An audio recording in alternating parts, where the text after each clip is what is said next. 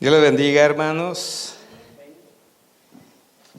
Doy gracias a Dios por la oportunidad que me concede, y también agradezco a nuestro hermano y pastor José.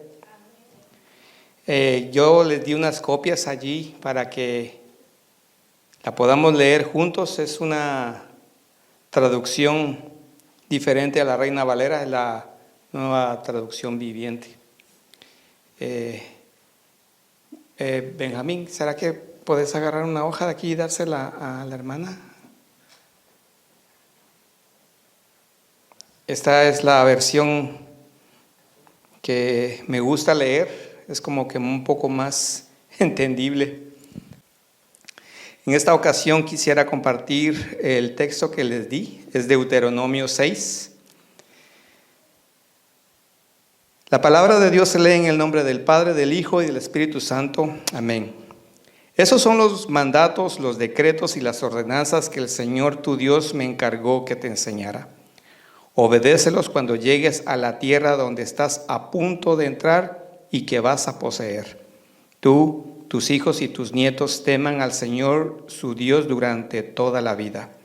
Si obedeces todos los decretos y los mandatos del Señor, disfrutarás de una larga vida. Escucha con atención, pueblo de Israel, y asegúrate de obedecer. Entonces, todo te saldrá bien y tendrás muchos hijos en la tierra donde fluye la leche y la miel, tal como el Señor, Dios de tus antepasados, te lo prometió. Escucha, Israel, el Señor es nuestro Dios, solamente el Señor. Ama al Señor tu Dios con todo tu corazón, con toda tu alma y con todas tus fuerzas. Debes comprometerte con todo tu ser a cumplir cada uno de estos mandatos que hoy te entrego. Repítelos a tus hijos una y otra vez. Habla de ellos en tus conversaciones cuando estés en tu casa y cuando vayas por el camino, cuando te acuestes y cuando te levantes. Átalos a tus manos y llévalos sobre la frente como un recordatorio. Escríbelos en los marcos de la entrada de tu casa y sobre las puertas de la ciudad. Oremos. Señor, te doy gracias por tu palabra. Te pido que me dirijas. Padre, este mensaje ya lo he puesto en tus manos y he comprendido el mensaje para mi vida. Espero que también estas palabras que yo digo encuentren un lugar en mis hermanos para que también sean edificados como yo también lo fui edificado. Amén. Este texto, este capítulo, se le conoce como el Shema Israel. Es una oración que repetían los israelitas en la mañana y en la tarde. Eso era lo que se conocía en ese tiempo. También es una afirmación que afirma el monoteísmo del pueblo de Israel. Monoteísmo quiere decir un solo Dios. Y eso era lo que ellos tenían que afirmar siempre. Afirmar que eran creedores de un solo Dios.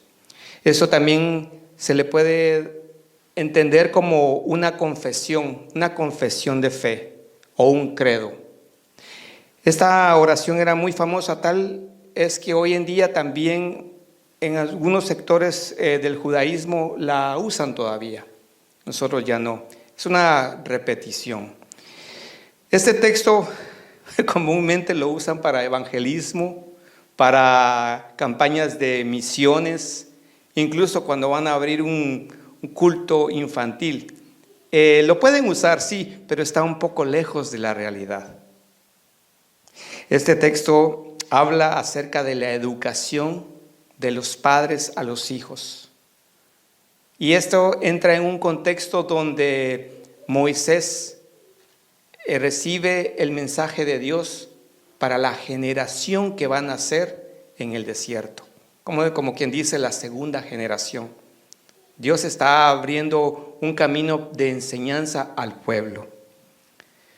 A través de estos decretos, Dios Padre se revela a su pueblo, instruyéndolo y guiándolo.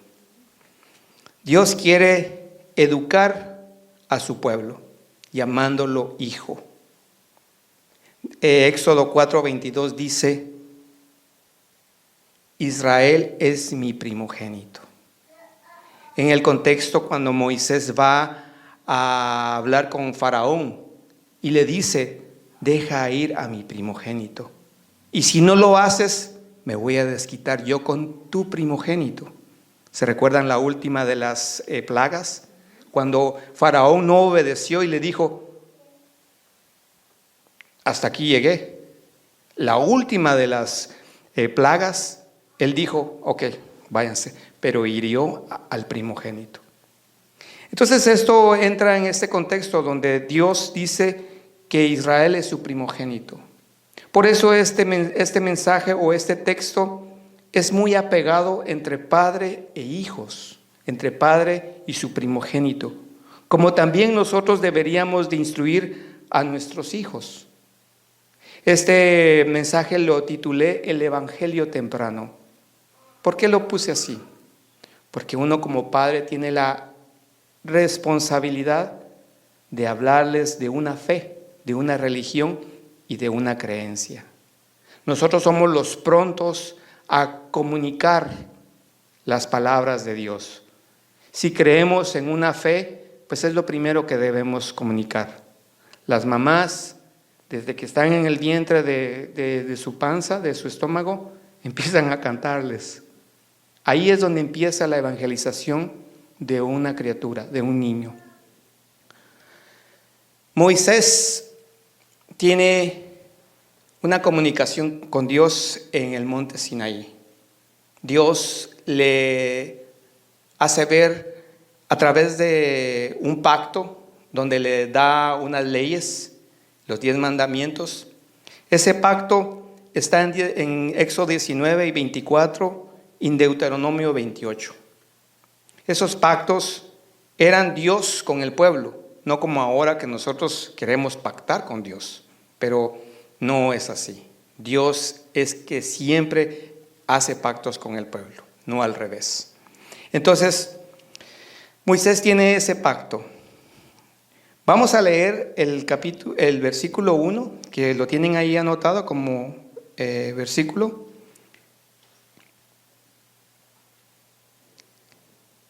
Lo que se lee en este primer versículo es un imperativo.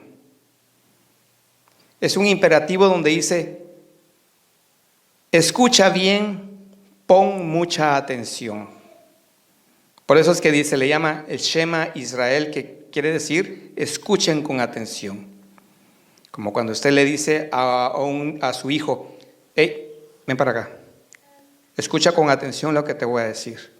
Casi se me asemeja a mí que Dios le está tratando de decir, pongan atención a lo que les voy a decir.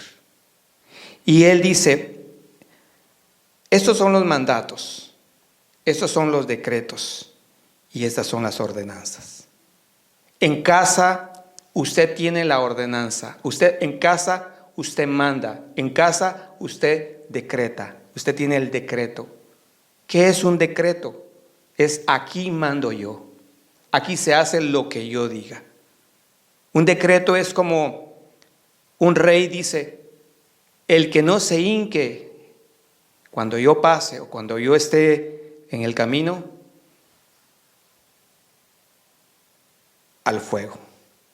El que no cumpla esa ordenanza, muere. Esos eran los decretos en el Antiguo Testamento. Los reyes ordenaban y si no se cumplía, pues ni modo, ¿verdad?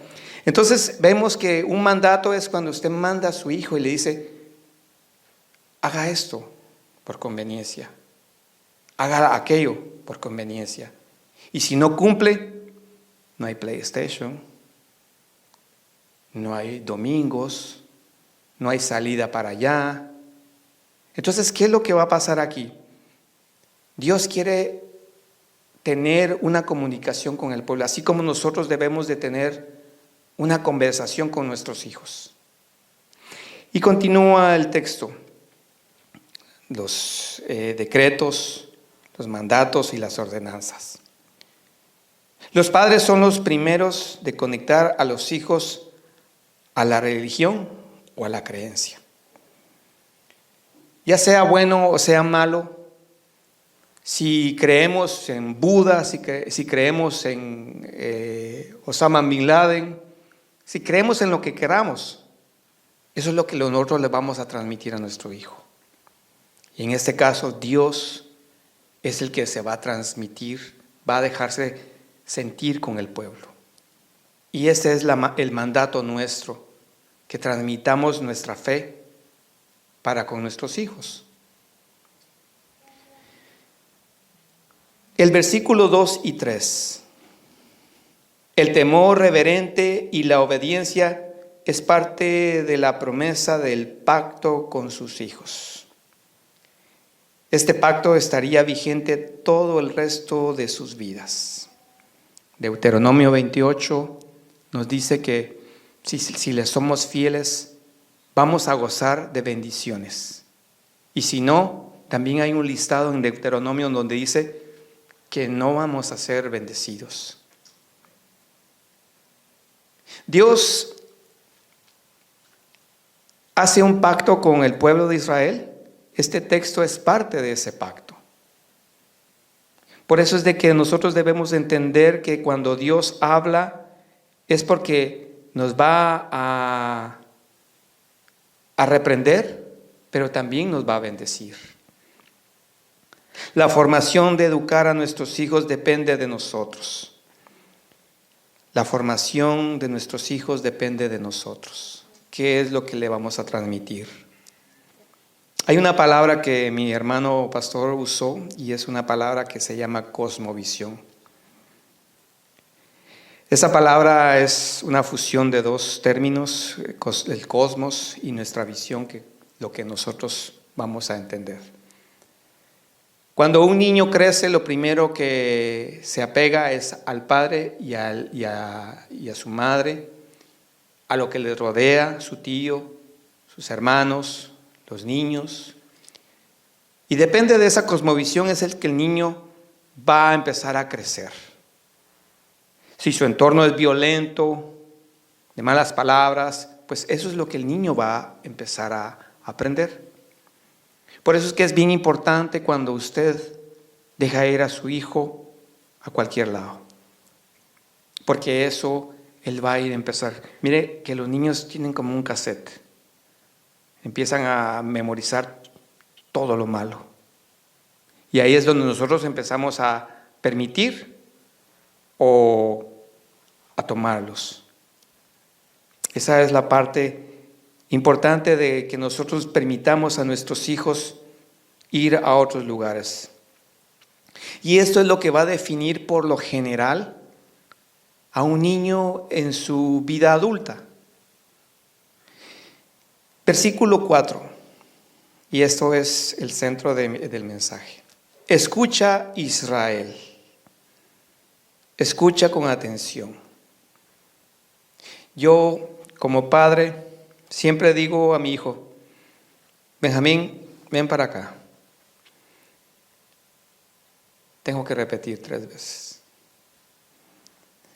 Hasta que al fin llega, yo le digo, te repetí 3 veces.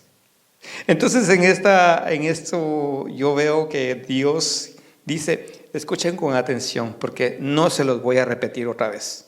Aunque sí, aparecen varias veces que Él repite. Por eso es que es misericordioso Dios. Entonces cuando uno como padre le dice, van 3 veces, la cuarta te cae. Comienza con el decálogo, con el primer mandamiento. El Señor es nuestro Dios. Eso de nuestro Señor es algo posesivo. Es algo que yo lo hago mío. Recuerdo los días de infancia cuando Benjamín todavía estaba pequeñito. Yo siempre lo iba a traer a la escuela. Lo primero que él hacía era verme y correr hacia mí. Y me abrazaba y pues vámonos. Todos los días él me esperaba con todos los juguetes que habían en la casa, esperándome que yo jugara con él. Entonces, él me hacía suyo. Él confiaba en mí en que yo iba a jugar con Él. Y así debemos de ser nosotros, hacerlo nuestro, porque aquí empieza a decir, el Señor es nuestro Dios. Y si lo amamos, pues vamos a comprender más de su amor verdadero. Porque Dios quiere que nosotros le correspondamos. Amar al Señor con todo tu interior. Recuerdo que el pastor dice que primero ser antes de hacer. ¿Se recuerdan de esos mensajes?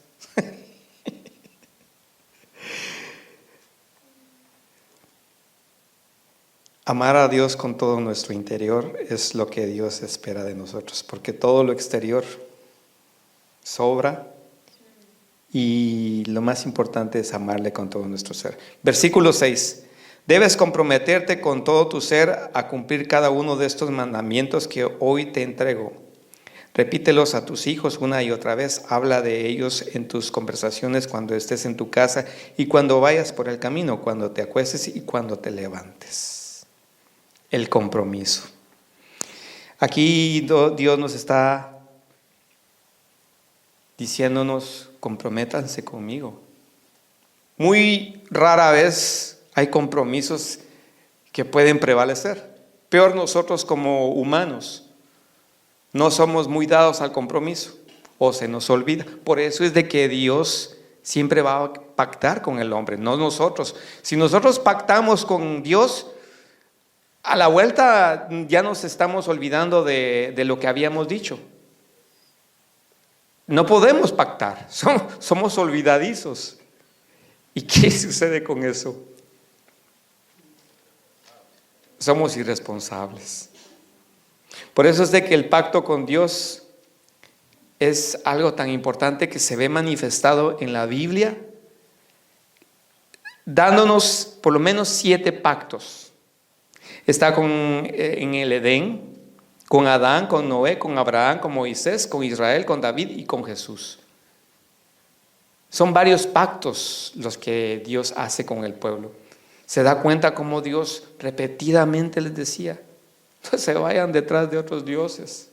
Yo soy su único Dios. Si lo hacen, van a tener bienestar conmigo.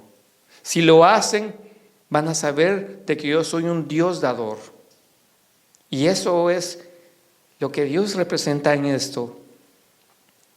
Repetir a nuestros hijos una y otra vez.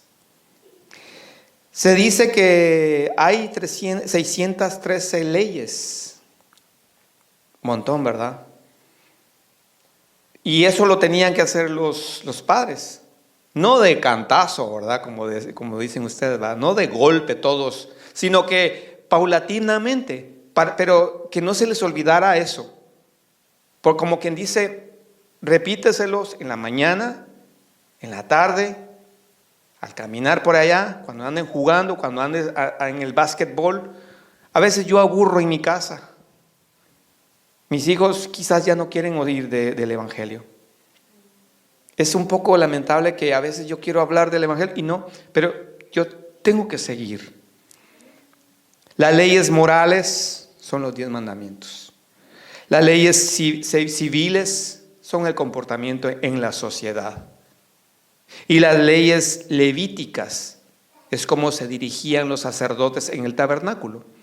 Todo eso conforman unas 613 leyes. Y el pueblo de Israel tenía que aprender eso. Cómo comportarse con el prójimo, cómo obedecer los 10 mandamientos. Es decir, el pueblo de Israel tenía noción de todo esto para la enseñanza de sus hijos. Habla de ellos en tus conversaciones cuando estés en tu casa y cuando vayas por el camino, cuando te acuestes y cuando te levantes. Es decir, tengamos a Dios en todo tiempo. Hablemos de Él en todo tiempo.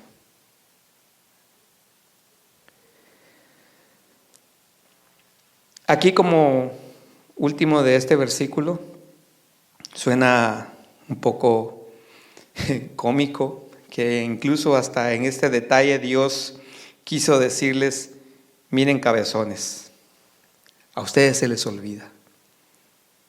En el último de la parte del libro, como que dice: miren, ustedes son bien olvidadizos. Así que pongan mucha atención.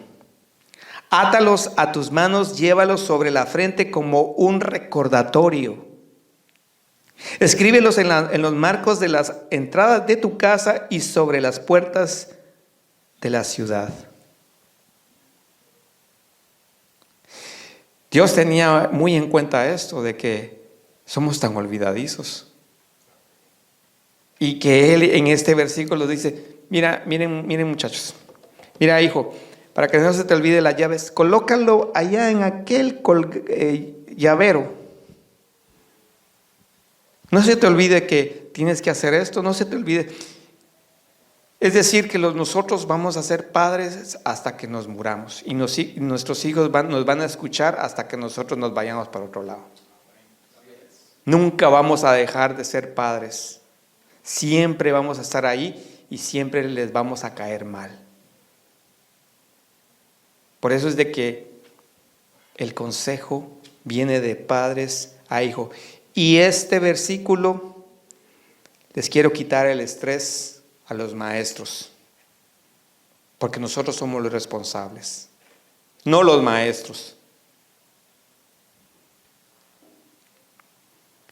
Los pactos con Dios o los pactos de Dios con el pueblo, dice así: el propósito principal de los pactos de Dios en la Biblia es establecer una relación formal y tener un vínculo con la humanidad para redimirla, restaurar la creación del pecado y garantizar bendiciones, culminando en la salvación a través de Jesucristo. Hoy en día la sociedad está en decadencia. Como resultado de la poca o nula educación que le dan los padres a los hijos, hoy en día una generación que no conoce a Dios son los primeros que están afuera creando conflicto. Siempre en los problemas, siempre sale relevante la violencia, el caos y muchas cosas derivadas de la mala educación. Aquí es donde se nota realmente qué fue lo que los padres enseñaron a los hijos. Es lamentable que hoy en día no conocen ni siquiera la ética y la moral. Podemos darnos cuenta. Miguel Núñez habla en un libro, Volveos a mí, y dice el principio, que la pandemia solamente reveló lo que había en el corazón de las personas. La pandemia revela realmente quién es el verdaderamente cristiano. Porque la pandemia alejó a muchos y trajo a otros. Las situaciones políticas que están pasando hoy están revelando quién es quién. Pero lo más lamentable es que ponen mal a los padres por la negativa de la educación.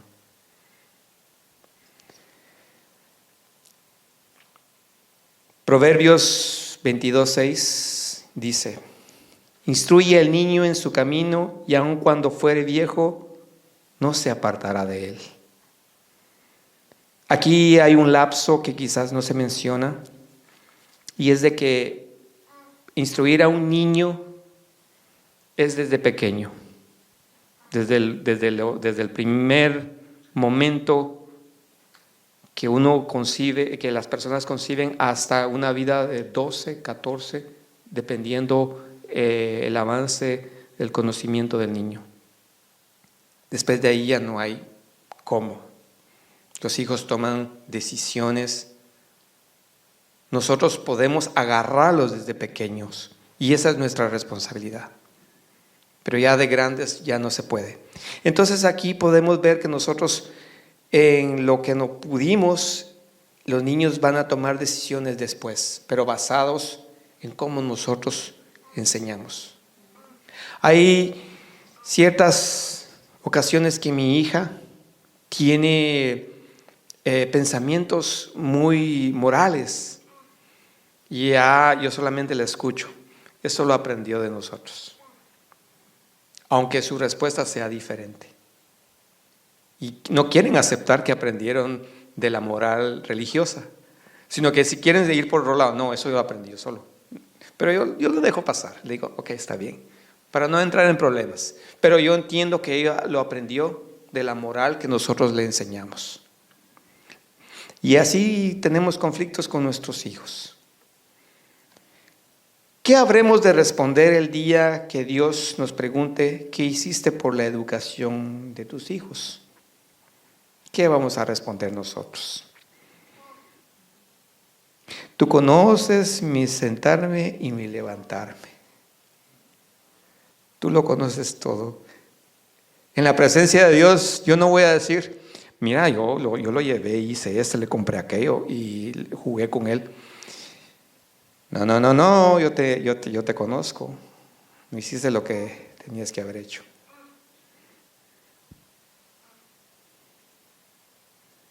Segunda de Timoteo 3:14 dice, pero persiste tú en lo que has aprendido y te persuadiste, sabiendo de quién has aprendido. Y que desde la niñez has sabido las sagradas escrituras, las cuales te pueden hacer sabio para la salvación por la fe que es en Cristo Jesús. Esta es la biografía de Timoteo. ¿Ustedes conocen a Timoteo? A mí me gustaría tener a un Timoteo. ¿A quién no, verdad? ¿De quién aprendió Timoteo? Dice 2 de Timoteo 1:4.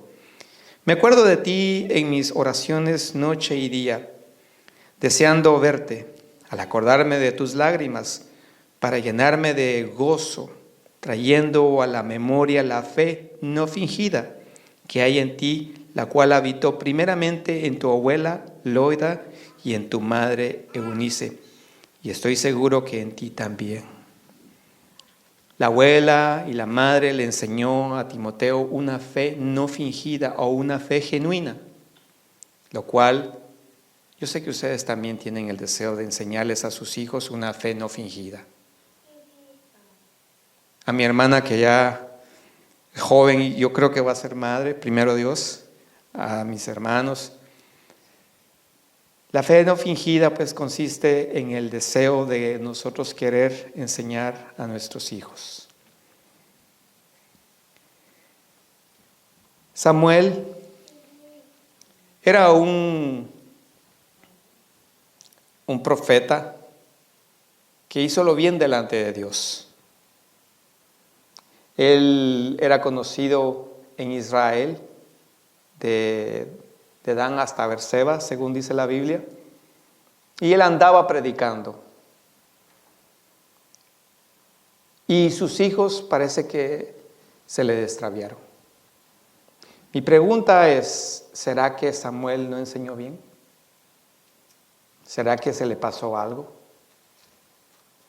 Bueno, dicen que los hijos de Samuel se descarriaron ya de grandes. Bueno, no da más detalles si se salvaron o se perdieron. La cosa está de que Samuel tuvo que haber hecho lo bueno. Pudo haber hecho lo bueno, a diferencia de Elí, un contemporáneo de Samuel, que sus hijos estaban de lo peor. Eso lo relata la Biblia cuando Elí no les quiso estorbar su pecado. Nosotros tenemos que hacer eso con nuestros hijos. Estorbarles el pecado, que no sean felices en el pecado. A veces nosotros podemos decirles, mira, si no te arrepientes, ya sabes lo que te va a pasar. Muchas veces yo, honestamente, tengo que decirlo esto, pero cuando mi hija toma alguna mala decisión, yo tengo que decirle.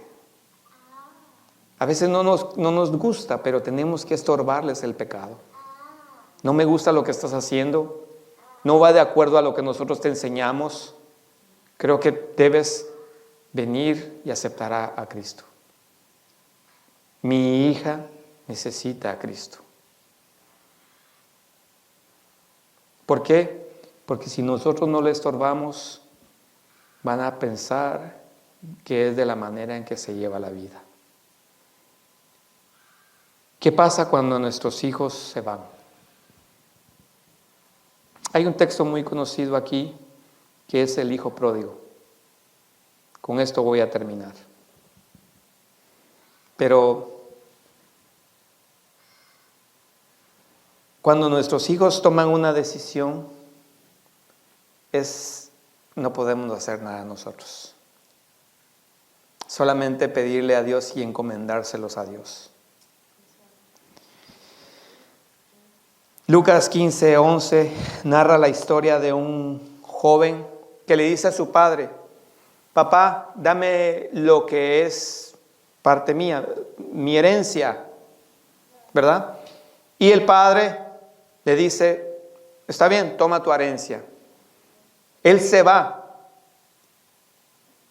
Cuando nosotros nos vamos, Dios no nos forza a quedarnos. Dios no va a decir: ¿por qué te vas, hijo? No te vayas. Como la mamá, ¿verdad? Hijo, ¿qué te va a pasar? Te va a dar frío. El papá dice: no, andate, ya estás grandecito. Pues eso es lo que Dios piensa de nosotros. ¿Te quieres ir? Que te vaya bien. Entonces el hijo se va y dice que va a un lugar donde nadie lo conozca, donde nadie lo conoce.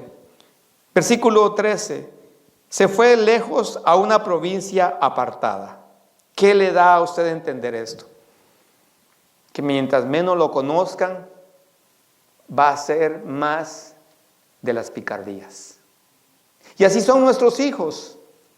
Se van a Nueva York, se van a Boston, se desaparecen, vuelven al rato y uno dice: ¿qué hiciste? Ay, papá, ya estoy grande. Solamente uno tiene que orar y decirle: Señor, líbralo, Padre mío, te lo entrego.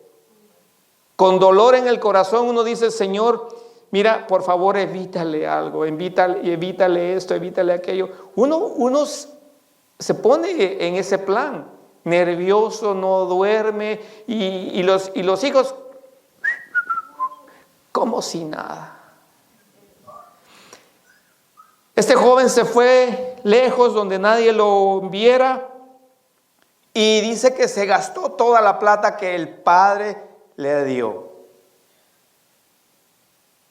Y vino una gran hambruna en aquella provincia. Por supuesto que esa hambruna no iba diseñada específicamente a ese joven, no, fue general. Pero él recapacitó en esa hambruna y dijo: voy a ir a emplearme a un lugar para que me den empleo, aunque sea para cuidar chanchitos, cerdos. Y dice que se fue a cuidar chanchitos. Y cuando vio que los chanchitos estaban comiendo mejor que él dijo: no, hombre, pues en la casa de mi padre hasta el sirviente tiene una delicadeza, buena comida, buena ropa y lo tratan bien. La hambruna le trajo una reflexión. Y él dijo: aquí estoy mal y en la casa de mi padre hasta los empleados están bien. Voy pues a casa de mi padre y le diré que me perdone.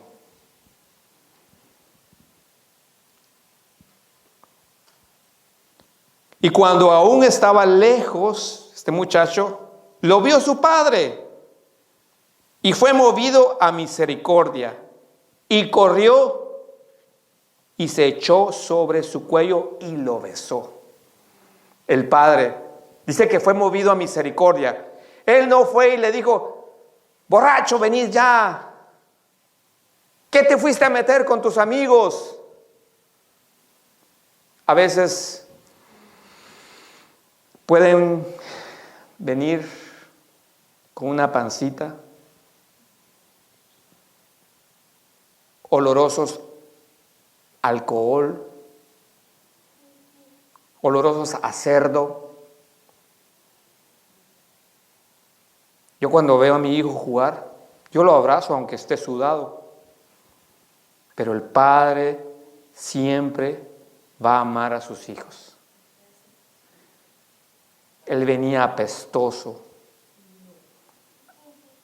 con un olor desagradable. ¿Y qué hizo el padre? Lo abrazó, a un maloliente. Esa es la postura del padre a veces, aunque vengan así. Pídale a Dios por sus hijos, encomiéndelos a Dios, para que Él pues encuentre allá a Él y Dios. Nosotros no somos dueños de la salvación.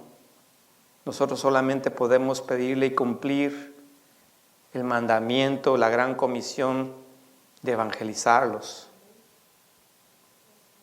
No podemos más allá de salvarnos nosotros por nuestra propia cuenta. Es Dios el que salva. Pero nosotros hemos cumplido la gran comisión de evangelizarlos a temprana edad. Oremos. Señor, te doy gracias, Padre Santo, por nuestros hijos, ese legado que tú nos diste. Señor, te pido que los jóvenes de mis hermanas, de mis hermanos, Señor, tengan una experiencia, Señor, favorable contigo, mi Dios. A veces, Señor, nosotros lloramos, a veces nuestras hermanas lloran por la ausencia de los hijos, Señor, que están tomando malas decisiones. Aún en esas circunstancias, Señor, manifiéstales a su vida, Padre Santo. Ayúdanos a nosotros a poder educar a nuestros hijos.